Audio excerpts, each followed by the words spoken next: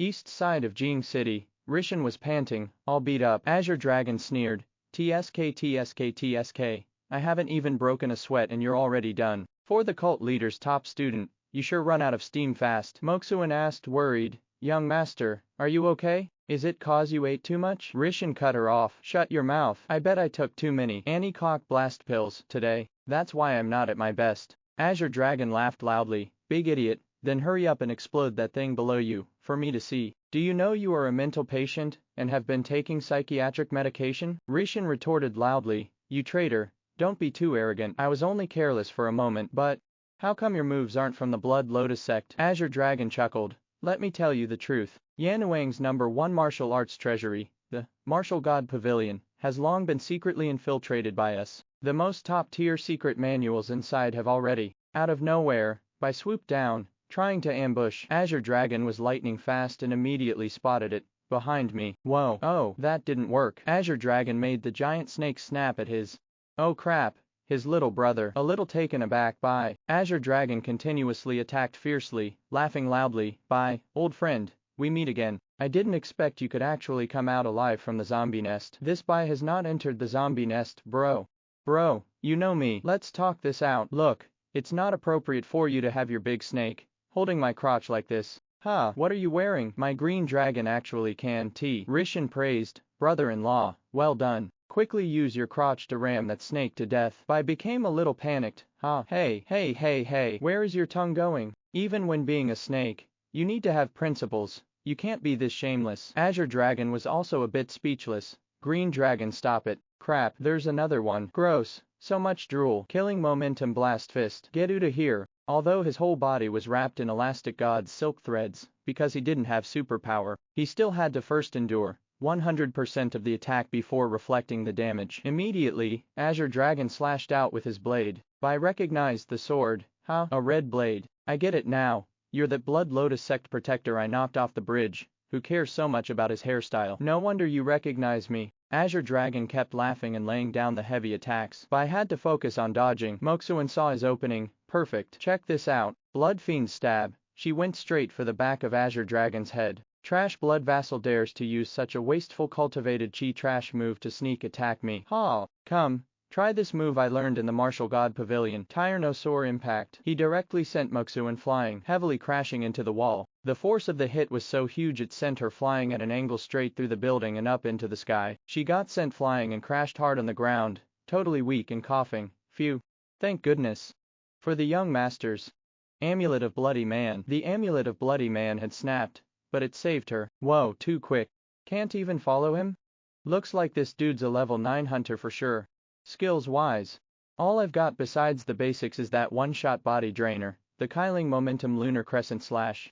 I'm totally outclassed." Rishan, furious, his hair practically on end, life essence blood, burning. "Arg, you actually laid a hand on my favorite Moxuan like that. You won't get away with this." Rishan's power kept surging, like his rage was setting him on fire. "She's always looked after me, like a mother." But before he could even finish the thought, Azure Dragon's Aureate Regal Serpent shot right through him. Rishan was so stunned by the speed he didn't even see it coming. Azure Dragon laughed loudly and directly slashed out with his blade.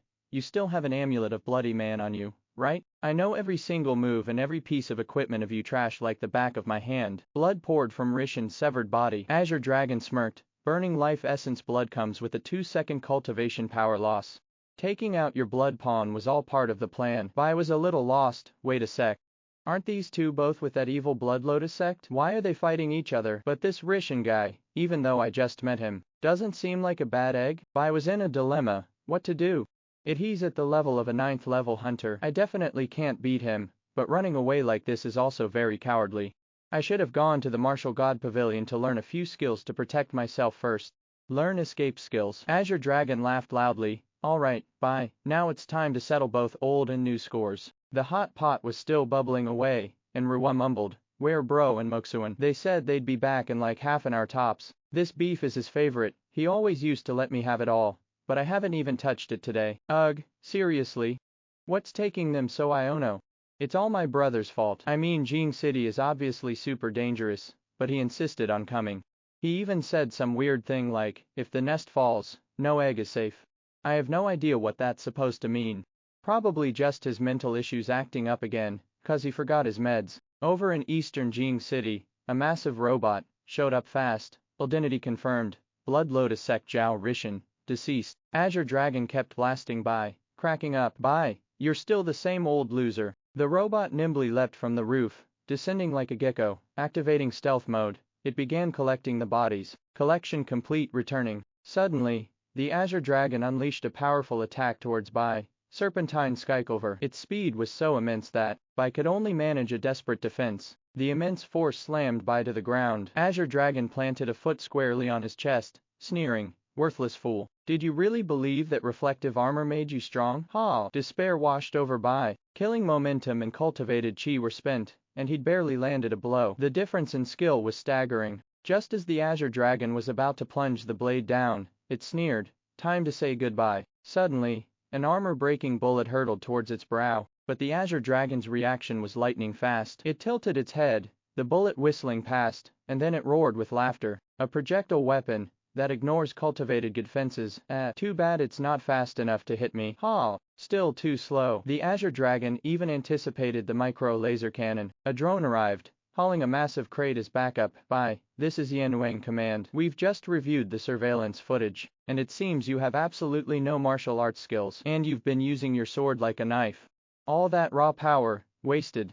So, we're deploying an emergency drone delivery of a super weapon box for you. This is the only one in all of Yanwang, so be careful with it." Bai shot back, "Well, excuse me, but I never claimed to know martial arts, or how to use a sword. This super weapon box weighed a hefty 987 kg. Its sheer weight would be a hindrance in combat, meaning only highly skilled martial artists, around level 9, could effectively wield it. However, fighters at that level usually have their own specialized techniques, making this box seem rather redundant. But for someone like you, Bai, who possesses immense strength but no formal training, it's actually a perfect fit." Bai grumbled, "Damn it, why didn't you bring this awesome thing out sooner?" The drone whirred softly, muttering, "There's a saying, the rich rely on tech, the poor rely on mutation. You gotta trust that the nation always." But before the drone could finish its sentence, the Azure Dragon's blade tore through it, causing an immediate explosion. He roared with laughter. "What garbage is this box? Let's see it in action." Bai hefted the box onto his back. "Excellent. Mother country never lets her children down. Let's see how you like a taste of high tech." He then frowned.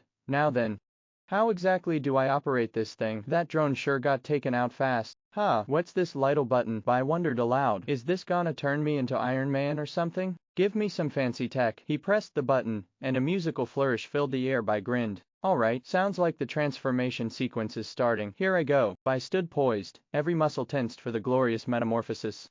But the super weapon box simply blared a tune, the aggressively upbeat strains of No Limit. It even had a square dance MP4 option. The Azure Dragon was clearly unimpressed. "Are you actually serious right now?" Lost in the music, Bai even started dancing, swaying from side to side. "Whoops, I accidentally started dancing to the beat. Hey, there's another button here." Oh, a pair of glasses popped out. "Surely this will be it. Alright, prepare to witness the might of genuine high-tech eyewear. Tremble before me, serpent." Then, to his surprise, Bai's vision went completely dark. Would it suddenly get so black? Where am I? The Azure Dragon was beyond words. Is this guy a complete moron? Was this the idiot who defeated me once? Suddenly, a voice echoed in Bai's ears. "Super weapon box program initiated. Retinal scan confirmed." A realization dawned on Bai. I get it now. These glasses let me control the weapon box with my voice, and all the info shows up on them. The Azure Dragon lunged at Bai. Enough of this ridiculousness. Bai glanced at the information displayed in his glasses, muttering, "This weapon box has 108 different weapons. Each one. Oh well, let's just pick one at random. This name sounds cool. Activate Balabala Flash Gang." Instantly, a rod-like device ejected from the side of the box. "Feast your eyes on this. Watch me blind your titanium alloy dog eyes." In an instant, an intense white light flooded the area, turning night into day. Number 024, Balabala Flash Gang. Function: continuous emission of blindingly strong light. You're really quite naive, Bai. Even without my sight, someone as unskilled as you can't defeat me. I just need to lock onto your chi and sense the air currents to pinpoint your location. Activating blind mode. Bai, clutching a spherical object, leapt and sidestepped the Azure Dragon's sweeping attack. Reacting solely to air currents and sound will definitely slow you down, Mr. Protector. I'm a level 8 hunter max, after all. If you're slow, I'm fast. The Azure Dragon scoffed. Your remaining power likely won't even scratch my protective cultivated chi. Let's see how long you can keep dodging. First, gotta take out these snake heads. His speed's faster than bullets and lasers.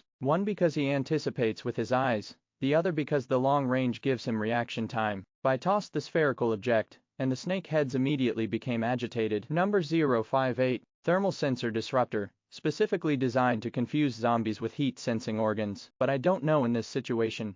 Let me see you dodge one more. Ignore defense continuous shooting. Bai continuously fired shots at a distance of 5 centimeters from his head, instantly piercing through him. Number 001, Armor Breaking Gun. Ignores cultivated chi defense, but the Azure Dragon's counterattack was immediate. Crimson Cataclysm Edge. It unleashed a direct slash. Bai was stunned.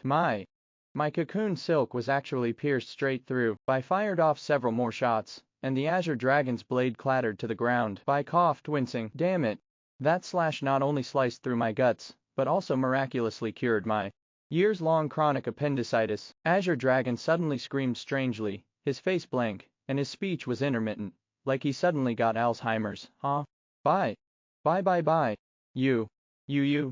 You thought you have already won. Bai coughed, somewhat shocked. His head has been shot into a sieve and he's still not dead, but it seems he's become a repeater. Bai started to panic. This isn't good. I've only got about 10% of my cultivated chi left, barely enough to keep my guts from spilling out. Forget fighting, I don't even have the energy for a proper sentence. What the heck? Would he suddenly drop to his knees? Getting bowed down to isn't half bad, actually. Wait behind me. Rewa threw her arms around him, sobbing. Brother Bale, it really is you. You finally came to Jing City to find me. She peered at him. Are you blind? Why are you wearing sunglasses so late? And my brother's missing. Can you help me find him? Bai mumbled. Rewa, seeing your beautiful face nearly blinded me. He thought guiltily. I'm so sorry, Rewa. About your brother. He blinked. Where did he go? This is unbelievable. Did he just come back from the dead? Bai, what's with the knife in your stomach? Let me help you with that, Rewa said, reaching for the handle. Bai yelled, no, don't, but it was too late. She'd already yanked it out. There, is that better? She asked. Bai's wound immediately erupted in a geyser of blood. Better? Oh, it's just fantastic. Azure Dragon absorbed the 2 snakes behind him, repairing some of the wounds on his body, but his brain was still like dementia. He stood up and muttered, hair, messed up. Rewa was somewhat confused by his behavior. Little fatty. My hair. How does it look? Rewa jumped, startled, and stammered, big bruh. Your hair is so cool, it's like an atomic explosion. The Azure Dragon trembled, reaching a shaky hand towards Rewa. Suddenly, Moxuan appeared, yelling, don't you touch my sister, Rewa? Moxuan exploded into action, her figure a blur as he slammed forward, appearing instantly before the Azure Dragon. Bloodfiend Rabbit, get going. I'll hold off the left protector. Crafty thrice kick. The Azure Dragon seemed to remember something, and tears welled up in its eyes. Rabbit. Is that you? The Azure Dragon instinctively grabbed her leg, still muttering, Rabbit. Moxuan thrashed, yelling, you pervert. Let go of me. Rewa chuckled at Bai. Hey, brother Bai, looks like you really messed that monster up. He's just going around saying two. I wonder what he's trying to say in Chinese. 2 and 2 sounds a lot like rabbit.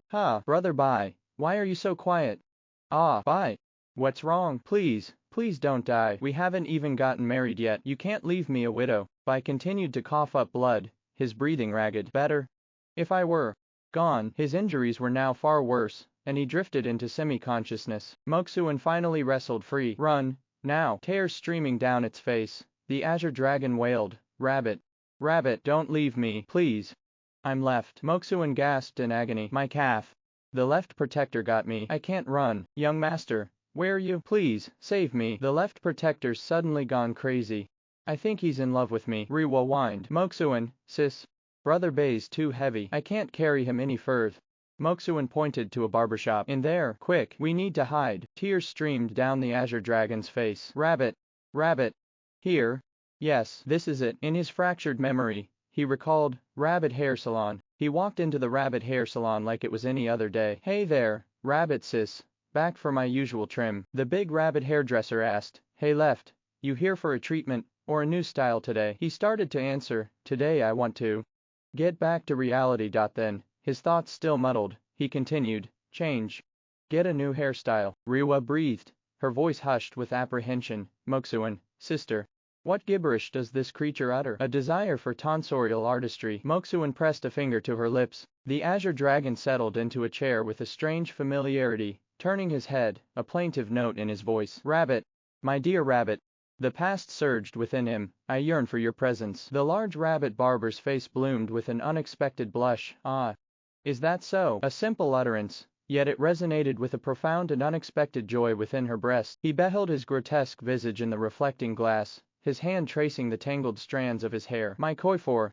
It has fallen into disarray once more. The style you crafted for me. It possessed a singular beauty. A tremor racked his frame, a sob tearing from his throat as despair consumed him. With a fragile hand, he lifted the small blade from the tabletop, his intent chillingly clear. Then, a broken laugh erupted, filled with a terrible finality. Rabbit. I can never return. A final, manic laugh tore from his throat as he enacted the fatal gesture. Feral. My rabbit. In that instant, a crimson spray erupted, staining the air, yet tears still clung to the corners of his eyes, a testament to sorrow, to a love he could not relinquish, to a memory that haunted him to the very end. Rewa stared, a dawning horror in her eyes. What in the heavens was that? Self-destruction. Suddenly, recognition sparked in Moxuan's gaze. Wait, I recall something. The left protector had a lover, a hairdress. The rabbit he so desperately sought. The mutation must have triggered a sudden return of his past memories for some reason. Seeing his monstrous reflection, so different from the gentle left protector he once was. The final, precious memory surged back, washing away the monstrous facade. He was no longer the azure dragon, but her left. The left protector stood at the threshold of the rabbit hair salon for the last time. Rabbit. This assignment in H City. It may keep me away for a month, perhaps two. But upon my return, the rabbit's eyes held a question. A gentle smile touched the left protector's lips, his gaze unwavering. I shall make you my wife.